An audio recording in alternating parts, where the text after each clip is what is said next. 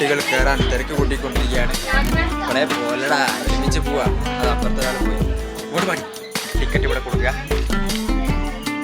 Okay,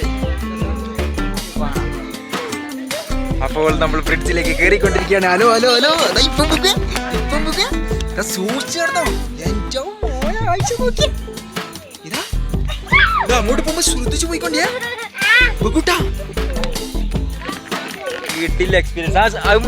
അടുക്ക് കിട്ടില്ല experience എടുത്താ. അങ്ങോട്ടേക്ക് വലിയൊരു വ്യൂ പോയിന്റ്.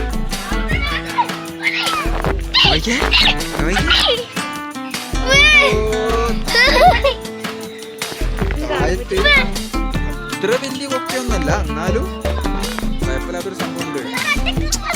ഉള്ളലടി